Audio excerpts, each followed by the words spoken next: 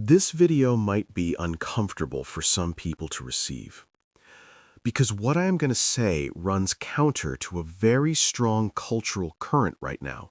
The current that says that speaking your truth, that full transparency, that public accountability is always the right response to injustice. And I want to honor the genuine motivation behind that cultural moment. The desire for accountability is legitimate. The exhaustion with hidden wrongdoing is legitimate. But I want to offer a different frame today for a specific person in a specific situation. And if this frame is yours, you will know it immediately. Because you have already made the choice I'm about to validate. You made it without a script and without certainty and at considerable personal cost. And today I want to tell you what it actually did. You had everything you needed to take them down. Not almost everything, not a partial case, the actual evidence, the actual timeline, the actual documentation of what was done and how it was done and by whom. You could have put it in front of the right people and it would have landed. It would have been believed. It would have produced consequences. And you put it down. Not because you didn't have it, not because you were afraid of the conflict, not because you were protecting them, but because something in you, something you might not have been able to fully articulate at the time, told you that this was not yours to do. That the exposure, if it was going to come, needed to come from God, not from you. That was the most powerful spiritual decision you have made in this entire situation, and I want to explain why. Let me be real about the internal cost of that decision, because it is significant and it is rarely acknowledged. Choosing not to expose someone who has genuinely wronged you when you have the capacity to do it, when you have the evidence to do it, when the exposure would likely be believed and would likely have real consequences, is one of the most difficult spiritual disciplines that exists. Because it runs directly against the deeply wired human instinct for justice, the felt need for the record to be corrected, the desire for the people who saw only one side of the story to understand what they were actually looking at, the part of you that knows the truth and cannot understand why it should have to stay silent when the lie is walking freely in the world. And in the waiting, that restraint is not comfortable. There are moments where it feels less like spiritual discipline and more like complicity, like by staying silent you are somehow participating in the continuation of the injustice rather than resisting it.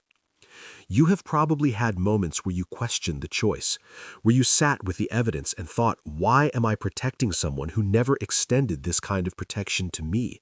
Why am I holding a higher standard of conduct for myself in relation to them than they held for themselves in relation to me? These are not small questions, and they deserve an honest answer. Here is the spiritual reality I want to give you as the foundation for understanding your own choice.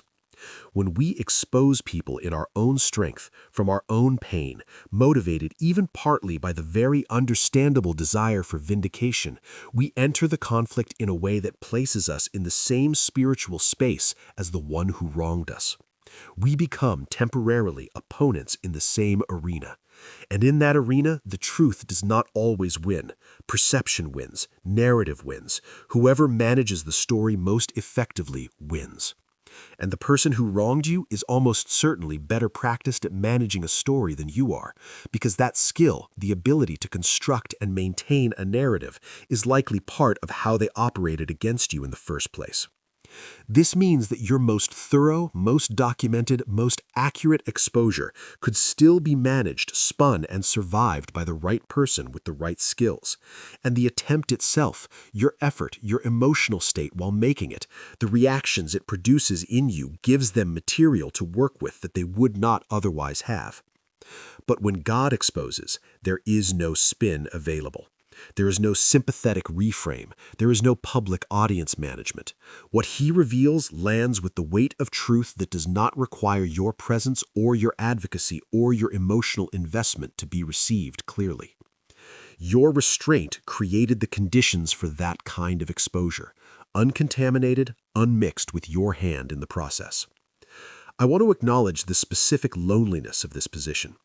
Because the person who chooses not to expose someone who wronged them, who holds the evidence in silence and trusts God with the outcome, often has to watch in the meantime as life continues to function as though the wrong thing never happened. The person who harmed you continues to have their reputation, continues to be given access and influence and trust by people who do not know what you know, continues to, in some cases, experience what looks like blessing and favor while you have been carrying the aftermath of what they did. And you have had to watch that, in silence, while holding the truth that if you released it, would change the picture significantly. The loneliness of being the keeper of an unreleased truth is a specific kind of weight, because it is not just the injustice you are carrying, it is the knowledge that the injustice is invisible to the people that matter, that the world is operating on incorrect information, and that the correction is in your hands, and you have chosen, for spiritual reasons, to keep it there.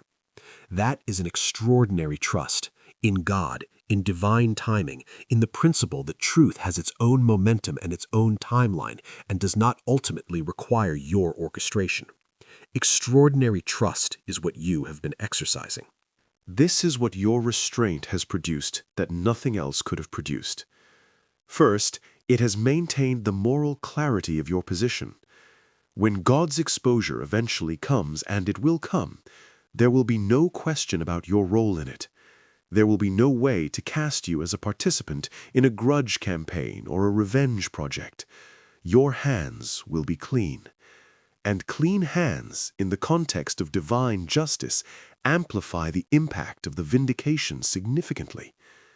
Second, it has positioned you as a witness rather than a combatant.